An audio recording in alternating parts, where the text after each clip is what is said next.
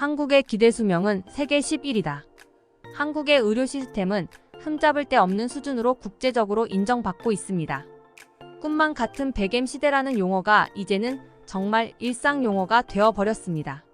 TV를 틀면 100의 노인을 손쉽게 볼 수 있고 아직도 왕성하게 활동하는 모습을 보면 100세 시대를 실감할 수 있는데요. 우리나라에서의 100시대가 더 뜻깊은 이유는 누구든지 아플 때마다 병원을 부담 없이 갈 수 있는 의료 시스템이 잘 구축되어 있기 때문입니다. 오늘 소개해드릴 사연은 값비싼 병원비 때문에 어머니가 아픈 걸 알면서도 모른 척 외면해 왔었다는 미국 여성의 경험담인데요. 그랬던 그녀가 어머니를 한국으로 모시고 가게 되면서 지금까지 몰랐던 어머니의 고통을 이해하고 눈물을 흘렸다고 합니다. 특히 어떻게 견뎌왔냐는 의사의 말이 가장 마음 아팠다는 한국에서의 경험은 무엇이었을지 지금부터 함께 살펴보겠습니다. 안녕하세요.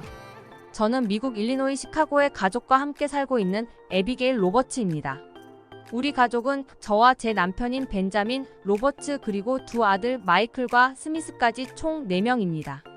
그리고 특이한 점이 한 가지 있다면 바로 맞은편 이웃집에 저의 부모님이 살고 계신다는 점인데요.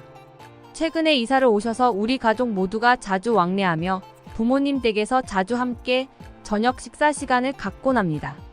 잠시 저희 부모님에 대해서 이야기하자면 두 분 다 정말 헌신적인 분이셨어요. 외동딸인 저를 위해서 적극적인 지지와 응원을 아끼지 않으셨고 항상 칭찬과 격려의 말로 하나뿐인 딸을 무한 응원해주시곤 했죠.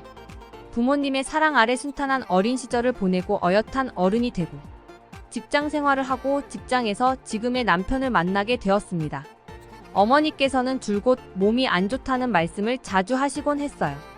처음엔 대수롭지 않게 넘겼지만 자꾸 말씀하시니 신경이 안 쓰일 수가 없었죠.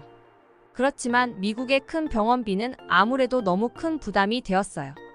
그렇다 보니 아프시라는 말을 들으면서도 한편으로 듣지 못한 척 외면한 적도 많이 있었습니다. 아낌없는 사랑과 전폭적인 지원 가운데 자랐지만 그렇다고 우리 가족의 가정 형편이 엄청나게 풍족하고 유복한 편은 아니었거든요. 이따금씩 어머 아이서 아프시라는 말씀을 하실 때마다 어느새 나이 들고 기력이 쇠한 어머니를 병원에 모시고 가지 못하는 서름이 제 가슴 한켠에 쌓여만 갔습니다. 그럴 때마다 저는 별일이 아니고 그저 나이 때문일 거라고 농담하며 어깨를 주물러 드리는 것이 제가 해드릴 수 있는 최선이었어요. 남편과의 2년간의 연애 끝에 퇴근길 차로 저를 집 앞에 내려준 남편이 돌연 차에서 내려 한쪽 무릎을 꿇고 몰래 준비한 반지를 내밀며 저희 집 앞에서 제게 프러포즈를 하더군요. 전 감동의 눈물을 흘리며 그와 평생 함께 할 것을 다짐했어요. 왼손 4번째 손가락에 반지를 끼우고 남편에게 굿바이 키스를 한 뒤 떠나가는 차를 한참 바라보다가 집 문을 열었는데 어머니와 아버지가 미소를 띤 채 거실에서 저를 기다리고 계시더라고요. 알고 보니 두 분이 거실에서 차를 마시고 있었는데 저희 남편의 프러포즈하는 장면을 두 눈으로 보시게 된 거였어요. 두 분은 마치 영화의 한 장면 같았다며 박수치며 좋아하셨고 저도 그만 웃음이 터져버렸습니다. 이후로 결혼 준비는 일사천리로 진행되었어요. 시간이 흘러 결혼식 당일 설레는 마음으로 평소보다 조금 일찍 일어나 화장을 받고 있었어요. 내 인생에 한 번뿐인 결혼식. 그 어느 때보다도 비교할 수 없는 아름다운 사진을 남기기 위해 그리고 그 역사적인 날을 기념하기 위해 한껏 힘을 주어 치장하고 있었죠. 이날을 위해 무려 2달 동안 특급 다이어트를 진행했고 웨딩드레스를 입고 신부 대기실로 향했습니다.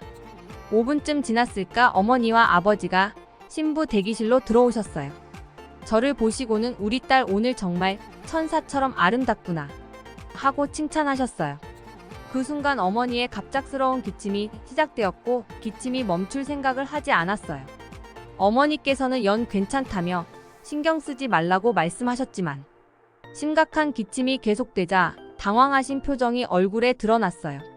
아버지는 급히 따뜻한 물을 한 잔 구해 오셨고 물을 마신 뒤에도 대략 5분 정도 어머니께서는 계속해서 기침을 하셨어요. 아버지는 무거운 표정을 하시고는 어머니 곁에서 어머니를 걱정되는 눈빛으로 바라보고 계셨습니다. 저 또한 엄마가 걱정되기는 마찬가지였어요. 그렇게 한 10분 정도가 흘러 드디어 어머니의 기침이 멎었고 곧 결혼식이 시작한 시간이 되었습니다. 이후로는 순조로운 결혼식이 진행되었고 기쁘고 아름다운 날이었지만 신부 대기실에서 어머 연이어 기침하시던 모습이 자꾸만 떠올라 마음이 무거웠어요. 그 뒤로 많은 시간이 흘렀습니다. 저와 저희 남편은 어느새 두 아이의 엄마 아빠가 되었고 저희 아버지와 어머니는 제 아들 마이크와 스미스에게 할아버지와 할머니가 되셨죠. 두 아이도 할머니 할아버지를 참 좋아했어요. 저희 부모님의 손주 사랑은 말할 것도 없었고요. 저와 저희 남편은 두 자녀를 키우면서 맞벌이를 했습니다. 남편은 계속해서 다니던 직장에서 직장 생활을 했고 저는 출산 후 새로운 직장을 구해 출퇴근을 했어요. 그래서 가끔씩 마이클과 스미스를 부모님 댁에 맡기곤 했습니다. 아이들도 할머니 할아버지를 좋아했고 저희 부모님도 두 손자를 진심으로 귀여워하셨으니까요. 직장에서 일을 마치고 아이들을 태우기 위해 부모님 댁으로 운전했습니다. 바닥에 잔뜩 널브러진 장난감과 레고 블록들이 보였어요. 그러나 누구 하나 마음에 불편한 기색 없이 즐거운 시간을 보내고 있었습니다. 저는 마이클과 스미스의 손을 잡고서 이제 집에 가야 할 시간이라고 말했어요. 잔뜩 널브러져 있는 장난감들을 치우고 어머니 아버지께 아이들을 돌봐주신 것에 대해 감사의 마음을 표하며 차에 탔습니다. 얼른 집에 돌아가서 아이들 저녁 식사를 할 생각에 오늘은 무슨 요리를 해야 되나 고민하고 있던 찰나였습니다. 뒷자리에 타있던 마이클이 엄마하고 저를 불렀어요. 그러고는 묻더군요. 할머니는 왜 이렇게 기침을 자주 하셔? 마이클의 질문에 결혼식 날 기침하시던 어머니의 모습이 갑자기 눈앞에 떠올랐습니다. 조금 당황한 목소리로 마이클에게 그래 얼마나 자주 하시니? 하고 물었더니 대화를 듣고 있던 스미스가 끼어들어 대답했어요. 내가 볼 땐 15분에 한 번꼴로 기침하시는 것 같아. 룸미러를 통해 뒷자리를 보니 마이클도 스미스의 의견에 동조하며 고개를 끄덕였습니다. 글쎄, 엄마도 잘 모르겠네. 라는 짧은 대답으로 대화를 급히 마무리했습니다. 아이들에게 오늘 저녁으로는 무엇을 먹고 싶은지 물어보며 화제를 전환했습니다. 뒷자리에서 아이들이 떠들기 시작했지만 마이클과 스미스의 말이 자꾸만 신경이 쓰였고 눈앞에는 기침하시는 어머니의 모습이 떠올라 마음이 무거웠습니다. 하지만 굳이 기침하는 것 때문에 병원에 가야 한다는 생각은 하지 못했어요. 그리고 이미 어머니는 기침약을 처방받아 먹고 계셨고요. 물론 병원에서 좀 더 정밀한 검사를 진행할 수는 있었지만 1,000만 원이 넘는 검사 비용을 쉽게 부담할 수는 없었어요. 왜냐하면 1,000만 원을 넘게 썼는데 아무런 원인도 찾아내지 못하면 돈만 버리는 거니까요. 그리고 돈을 밝히는 미국 의사들의 특성상 계속해서 다른 검사를 하라고 부추길 거고 그렇다 보면 1,000만 원이 아닌 수천만 원이 넘는 병원비가 나가게 될 것이 분명했어요. 혹여나 심각한 병이 발견된다고 하더라도 몇천만 원에서 억대가 넘는 수술비를 감당할 자신은 없었습니다. 그래서 그렇게 약을 드시면서 나아지기를 바라는 수밖에는 없었어요. 알면서 모른 척 할 수밖에요. 정말 아픈 부모님을 앞에 두고 돈 걱정을 하는 제가 나쁜 사람 같기도 하지만 이건 제가 나쁘다기보다는 그냥 미국에서는 다들 이렇습니다. 저뿐만 아니라 다른 사람들도 죽을 만큼 아픈 게 아니라면 굳이 직접 자기 발로 병원을 찾아가지 않아요. 그런데 이런 저의 생각을 변화시키게 되는 일이 한국에서 일어났습니다. 그 무렵에는 우리 가족의 가족여행이 계획되어 있었어요. 남편의 결정으로 우리는 일주일간 한국을 다녀오기로 했고 여행을 떠나기로 한 당일 온 가족이 설레는 마음으로 비행기에 올랐습니다. 한참 동안을 날아 한국에 도착했는데 문제가 하나 터졌습니다. 비행기에서부터 복통을 호소하던 스미스가 결국 참지 못하고 울음을 터뜨렸습니다. 아파하는 아이의 모습에 어쩔 줄 몰라 하고 있는 저와 저희. 남편의 모습을 보고선 한 한국 시민이 얼른 아이를 병원에 데려가 보라고 조언했습니다. 병원비가 많이 나올 것 같아 저와 저희 남편은 병원 대신 약국을 찾기 시작했습니다. 남편은 주위에 도움을 주려고 몰려온 사람들 중 영어를 할 줄 아는 사람을 한 명 붙잡고 남편은 약국의 위치를 먼저 물어봤어요. 아이의 증상을 정확히 몰랐기 때문에 일단 비싼 병원보다는 약국에서 진통제를 먹이고 상황을 기다려야겠다고 생각했습니다. 그런데 이에 돌아온 대답은 충격적이었어요. 이렇게 아이가 우는데 왜 약국을 가나요? 빨리 병원으로 데려가세요. 곁에서 상황을 지켜보고 있던 한국인들은 곧바로 병원으로 가야 한다고 이야기하고 있었습니다. 그러면서 한국의 병원비는 비싸지 않을 거라며 저희를 설득하기 시작했어요. 미국과는 다르다면서 말이죠. 그러고 누군가는 전화기를 꺼내 119를 누르고 전화를 걸었습니다. 몇 분쯤 지나니 어디선가 구급차가 나타나더군요. 저희 가족을 태우고서는 사이렌을 울리며 병원으로 향했습니다. 남편은 짐을 챙겨 택시를 타고 뒤따라 이동했고요. 병원에 도착하여 신속하게 진료를 마친 의사는 급성 맹장염이 의심된다며 몇 가지 검사를 더 진행했고, 졸지의 타국에서 급성 맹장염 판정을 받은 스미스는 곧장 수술을 진행하게 되었어요. 이게 무슨 날벼락인가. 당황한 우리 가족은 병원 안에 있는 대기실 의자에 앉아 초조하게 스미스를 기다렸습니다. 첫째로는 스미스의 건강이 걱정되었고, 둘째로는 감당 못할 병원비가 걱정이 되었습니다. 이내 스미스는 수술을 잘 마쳤고, 우리 가족의 모든 여행 계획은 한순간에 뒤틀렸지만 스미스가 건강을 회복하여 다행이었습니다. 결국 제대로 된 여행을 하지 못하고 병원에서 많은 시간을 보낸 우리 가족이었어요. 그리고 스미스가 퇴원하던 날 저희는 놀라운 사실을 알게 되었습니다. 병원비를 결제하려는 순간 영수증을 확인한 남편은 병원 직원에게 이 금액이 맞는 거냐고 물었어요. 구급차를 불렀고 진찰을 받았고 수술에 입원까지 한 것 치고 병원비가 너무도 저렴했습니다. 병원 직원은 아무렇지 않게 맞다고 대답했고, 저와 저희 남편은 속으로 정말 많이 놀랐습니다. 미국으로 돌아가는 비행기 안에서 남편에게 말했어요. 여보, 다음에 우리 엄마도 한국에 같이 가서 진료 좀 받으면 좋을 것 같아. 남편은 좋은 생각이라며 맞장구 쳤습니다. 남편도 어머니가 아프시다는 걸 알고 있었기에 미국에 귀국하자마자 어머니를 찾아가 말씀드리기로 약속했어요. 그렇게 긴 시간 비행하여 다시 집에 돌아오고서 곧장 부모님 댁으로 향했습니다. 어머니는 차를 내어주시며 장시간 비행하느라 고생했다고 소파에 앉아 편히 쉬라고 말씀하셨어요. 차를 한 모금 마시고 어머니께 말했습니다. 엄마 있잖아.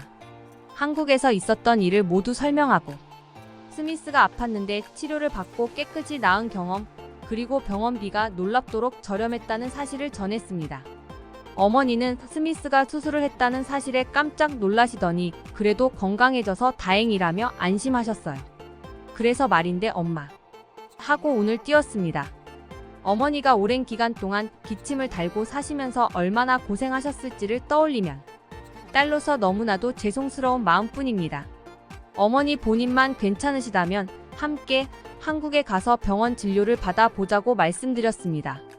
어머니는 잠시 고민하시다가 이내 결정을 내리셨고, 저와 어머니 단 둘이서 한국을 다녀오게 되었습니다. 아버지도 어머니의 결정을 응원해 주셨고, 남편 또한 옆에서 함께 기뻐해 주었습니다. 그렇게 일주일 뒤 저와 어머니는 한국행 비행기에 올랐습니다. 오랜 시간 비행한 끝에 다시 한국 땅에 도착하게 되었고, 저는 스미스가 무사히 치료받았었던 병원으로 어머니를 모시고 갔어요. 그 병원에서 통역 서비스도 제공하고 있어서 진료를 받는데 아무런 불편함이 없었거든요. 병원에서 검사를 한 후 의사에게 들은 첫 마디는 충격적이었습니다. 그동안 어떻게 참으셨습니까? 어머니의 건강 상태는 예상보다 훨씬 심각한 상태였습니다. 어머니의 기관지는 일반인에 비해 심각하게 좁아 있었는데 수술을 통해 이 문제를 해결할 수 있다고 했어요. 오히려 어렵지 않은 수술인데 왜 그냥 참기만 하셨냐고 의사가 말하더라고요. 왜 더 일찍 모시고 오지 못했을까 하는 죄책감에 마음이 계속 저를 찌르는 것 같았습니다. 그간 죄송했던 마음, 어머니께서 홀로 기침하시던 장면들이 떠올라 울음을 터뜨리고 말았습니다. 어머니를 껴안고 한참을 울다가 마음을 추스르고 수술을 진행하기로 결정했습니다. 어머니는 한국에서 수술을 성공적으로 마쳤고 입원하셨습니다. 어머니께서 입원해 계시는 동안 저는 옆에서 어머니를 간병하며 그 어느 때보다 더 많은 대화를 나눴어요. 저는 한없이 죄송한 마음뿐인데 어머니는 자꾸 고맙다는 말을 계속하시며 고마워하시는 모습에 가슴이 뭉클했답니다. 이제라도 어머니가 치료를 받고 건강을 회복하셔서 다행이라는 생각이 들었고, 한국의 의료진 분들께 무한한 감사의 마음이 생겼습니다. 어머니는 그렇게 한국의 병원에서 편히 쉬시며 건강을 완전히 회복하시고 마침내 태어날 수 있게 되었어요. 다시 건강해진 어머니와 함께 한국 땅을 거닐었습니다. 대형 병원 옆에 늘어선 대형 건물과 아름다운 조형물들, 잘 조성된 공원과 벤치에 앉아 이야기를 나누는 사람들, 거리에 풍기는 맛있는 음식, 냄새와 포근한 날씨까지 모두 너무 아름답고 잊지 못할 추억이 되었습니다. 다시 미국으로 돌아갈 시간이 되었어요. 저는 어머니와 함께 짐을 챙기고 공항에 도착했습니다. 비행을 기다리며 설레는 마음으로 한껏 들뜬 표정의 사람들이 보였습니다.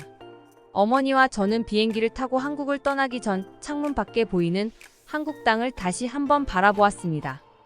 고마워. 한국. 우리 가족의 건강을 지켜줘요. 그 말을 끝으로 어머니와 저는 다시 함께 미국으로 돌아왔습니다. 그리고 지금은 처음 말씀드렸던 것처럼 이웃집에 살며 매일같이 왕래하며 지내고 있습니다. 값비싼 병원비가 부담되어 맘대로 병원도 가지 못했던 미국 생활이었지만 한국에서의 치료로 우리 가족은 모두 건강하고 행복하게 지내고 있습니다. 남편의 결정으로 한국 여행을 떠나지 않았다면, 한국에서 아들이 아파 병원을 가보지 못했었다면 우리 가족은 아마 지금도 미국에서 허구한 날 병원비를 걱정하며 진료도 제대로 받지 못하고 있었을 거예요. 우리 가족의 건강을 책임져준 한국과 한국의 의료진 분들에게 감사의 마음을 전합니다. 어떻게 보셨나요? 한국에 와서 어머니의 오래된 병을 치료할 수 있었 미국 여성의 사연이었습니다. 한국의 의료 상황이 아무리 문제가 많다고 해도 절대로 통하지 않는 이야기가 하나 있는데요. 그것은 바로 미국에서는 어떻더라라면서 미국의 장점을 들이미는 것입니다. 왜냐하면 우리나라의 의료 환경은 미국과는 비교되지 않을 정도로 선진화되어 있기 때문인데요. 미국은 전 세계 어느 나라보다도 많은 돈을 쏟아붓고 있지만 보건지표는 20위권에 불과할 정도로 열악한 환경에 처해 있습니다. 특히 미국에서는 의료보험에 가입하고 싶다면 매달 100만 원 가까이 되는 비용을 지불해야만 하는데요. 그렇게 많은 비용을 지불하더라도 우리나라의 의료비와 비교해보면 우리가 보험을 적용하지 않은 금액이 미국에서 보험을 적용받은 비용보다 훨씬 저렴합니다. 그리고 우리나라에서는 보험이 적용되지 않아도 100만 원 정도 하는 수술 비용이 미국에 가면 기본적으로 1000만 원을 훌쩍 넘어서는데요. 그렇다 보니 이럴 때 미국에서는 비싼 비행기표를 사더라도 한국에서 수술을 받고 싶어하는 환자들이 늘어나고 있습니다. 저는 이 사연을 보면서 오래된 충치를 방치하고 있다가 결국 뽑아야 했었던 저의 모습이 겹쳐 보였는데요.